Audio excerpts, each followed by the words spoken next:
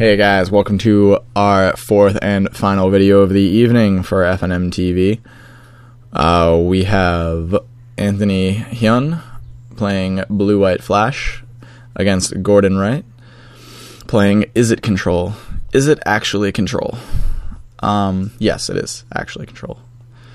A lot of puns on Izzet, but so we have Anthony Huyun, who I will now refer to as ADB for the remainder of the video and for the remainder of FNM TV. So if you're missing this video and you're wondering who I'm saying ADB, well, you probably should have watched this video. So we'll start out ADB mulligan, go down a 6. I'm not sure how I feel about Blue-White Control. If you guys haven't seen it, it functions very similar to Delver. Card advantage-y. There's only like 3 cards that you play sorcery speed.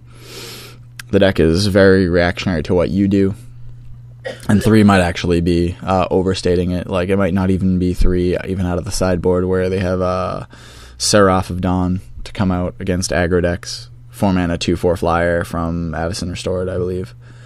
Yeah, the deck is just, it's very fast, very reactionary. But it has so much power in being reactionary that it turns into a good thing.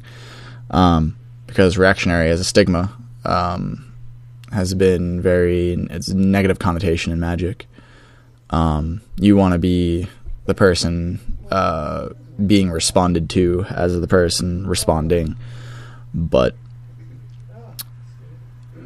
as Tony Stark said, the best weapon is the one you only have to fire once.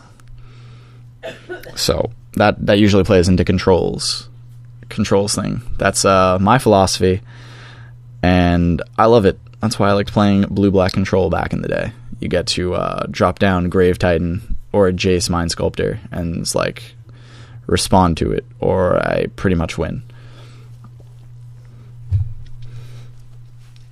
So we have this game coming along at a snail's pace. Gordy, end of turn, spearing into ADB, knocking him down to 17.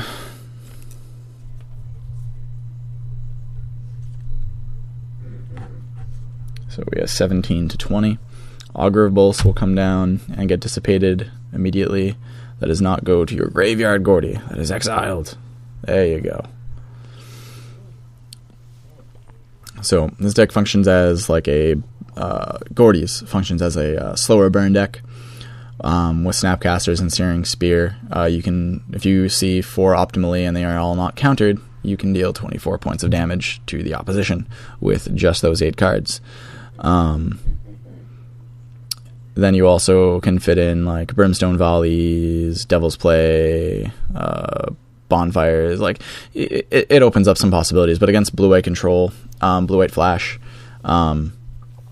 you're looking at Sphinx's Revelation, which really puts a kink in what you want to do. But thankfully, being a control deck, you can sit and kind of anticipate when that would happen, or try to anticipate, and use your counter spells for that, because that really is that's the big deal for the deck. So Gordy will play, I think, twice, flash it back. ADB has played an Augur of Bolus, sitting on 6 lands. Both of our players now have 6 lands. Gordy dropping a Sulphur Falls untapped because of his 3/4 basics on board. He's also sitting behind a Desolate Lighthouse, which gives him some nice card filtering. Augur of Bolus swinging in for 1, dropping Gordy to 19. ADB dropping a land tapped. ADB sitting on Essence Scatter, Snapcaster, and other cards I cannot make out at this point in time. I believe one of them is a land, although I've been wrong before. Gordy, end of turn, does his Desolate Lighthouse, drawing a card, discarding an island. Gordy plays an island for his turn after draw step, passes the turn back. Gordy content with taking the 1 damage 20 turn clock assault from Augur of Bolus, dropping Gordy now down to 18 in another combat step. And end of turn, Gordy will Searing Spear ADB again, dropping him down to 14. He will draw for turn. Or he may have actually just declared Desolate Lighthouse, I'm unsure. We'll see in a second. Yeah, it was drawing for turn. So, pass. ADB draws into another Augur of Bolus. Swing with Augur of Bolus. Drop another Augur of Bolus. I'm getting tongue-tied. So, ADB will see if this resolves, which does not look like it will. Essence Scatter, keeping card selection out of ADB's selection. Gordy will Desolate Lighthouse. Can't see Gordy's hand at all, which makes this really hard to commentate as to what he could be doing, but it doesn't really matter. Discarding Mizium Mortars. Seems content to not want to deal with Augur of Bolus. Honestly, 1/1's pinging in at me. I don't really care either. The only thing that I would be concerned about is a Rune Chanter's Pike hitting the board at some point. But in the meantime, you can take those small little beats as long as you're keeping an eye on Mizium Mortars on the Augur of Bolus. So I guess he didn't really care about discarding that Mizium Mortar, seeing as he had one.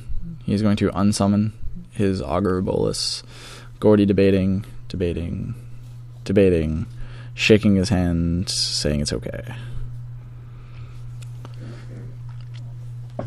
So Gordy with 5 open mana, taps 5 for Mercutio Chemister, which will get Essence Scattered.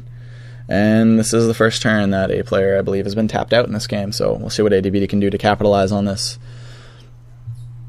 Augur of Bolus comes down. Gives some card selection. And what we have is Sphinx's Revelation, the card that Gordy does usually not want to see, because that adds cards that need to hit his face. So Gordy will draw for the turn and drop a Ghost Kota, which not a lot of people are playing, as I mentioned in a previous video, but it is actually a solid choice right now for control decks and for mid-range decks as like 1 or 2 ofs. If you're playing Jund, I'd advise against it. I'd just run Cavern of Souls. Makes things easier. Or Kessig Wolf Run. Like, you can sometimes just get there on games of just Kessig Wolf running into a million on a Erectos key rune. So ADB goes down to 11, if I'm not mistaken, off of 3 Searing Spears.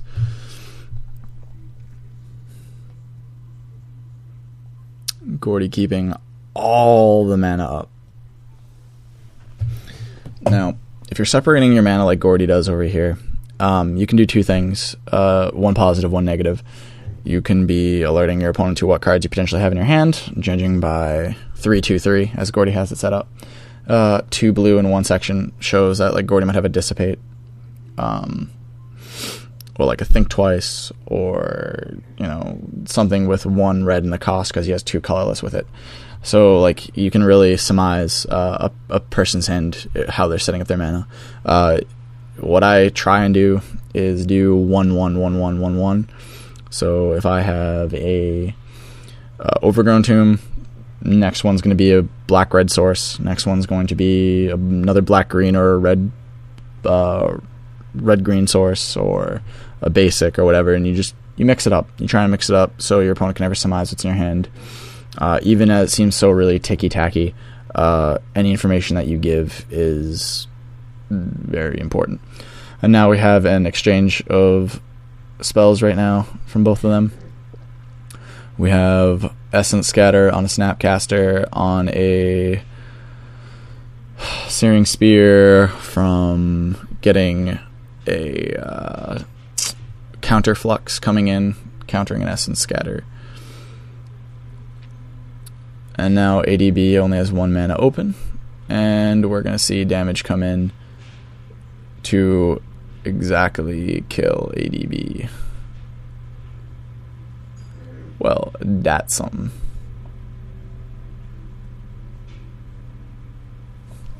So Gordy will lead 1-0 going into game 2. I'm a pretty big fan of this deck. I like the red-blue Izzet. Not the guild in particular, but the card selection that you have from it. You can play that slow burny deck. Eke out card selection. it does a couple of good things. And you can run like Rolling Temblor, which also has flashback, I believe, to get rid of aggro threats, aggro decks out of the board. You can run Bonfire. You can run a lot of the best cards in the format. Thundermaw Hellkites, Zealous Conscripts. You take Planeswalkers, let their Tamiyo hit 8, and then ultimate it yourself. Yeah, you can just do a lot. So Aggro Bowls comes down for ADB, finding a Dissipate. And the play is back to Gordon.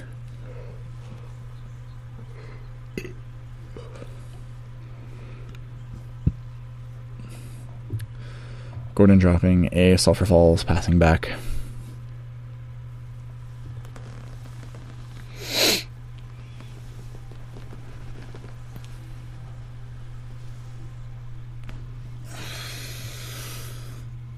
So we have a Moreland Hunt coming down for ADB. Gordy, another Searing Spear, dropping ADB down to 17.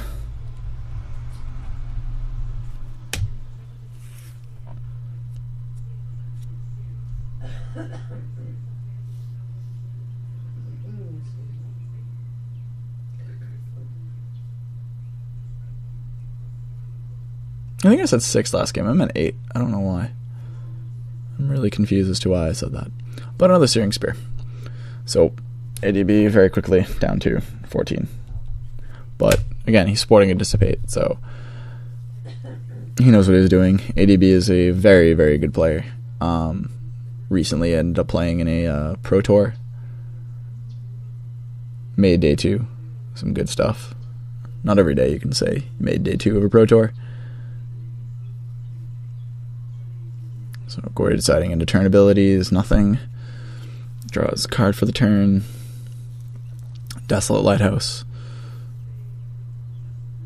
I don't know, you want to keep that Desolate Lighthouse up, Gordon.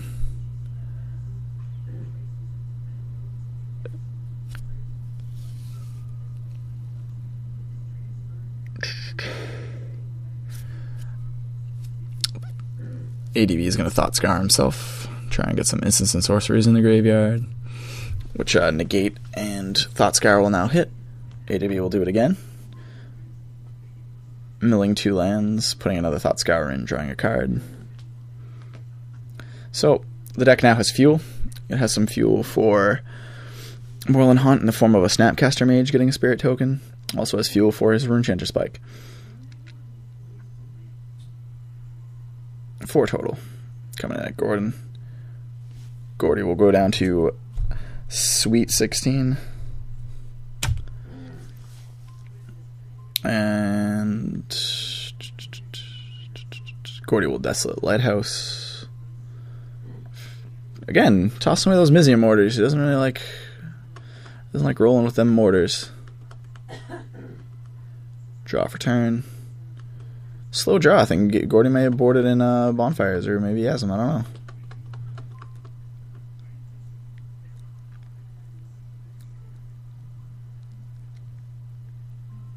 Five mana. Thundermaw. I think he's just trying to bait out that Dissipate right now. Also increasing the count of instants and sorceries in the graveyard for that sweet, sweet Runechanter Spike. It should be noted to say that even without stuff in the graveyard, giving first strike in this format is pretty important. Runechanter Spike 2 to play, 2 to equip is... It's a card, no matter if your graveyard's full or not. Like, right now, let's say he was playing against a Thalia. Like, he's able to stonewall the Thalia.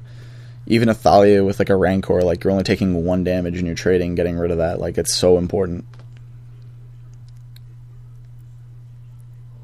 So, Mizium Mortars on it now to attempt to get rid of it. And... what happened? Everyone's asking. I ran out of battery, apparently, on this game. My apologies. I'm sorry, Gordy. I'm sorry, ADB. I was unaware, especially with our climactic ending, that it would not be caught on camera. Don't hate me. It was really a one of a kind match that I would have really been happy to get on camera, but apparently that was not the case as my battery died. We'll work on this in the future, make sure this doesn't happen. Again, it's been so long since I even started doing FNM TV again that certain things you forget about. If there's anything you guys want to see from FNM TV, please write in the comments, write me a message in the inbox to my YouTube channel. I'd love to hear any of your suggestions, because really, I'm doing this for you guys to watch, for you guys to enjoy. So let me know. Keep in contact, guys. Thank you for watching. Thank you for sticking with us. Really appreciate it. Again, brought to you by Harrison's Comics and Collectibles and Febreze, apparently. And we'll see you next week, where we will have more FNM TV. Try and do 5 rounds for you guys on that one. So have a good week, have a good weekend, and see you guys later.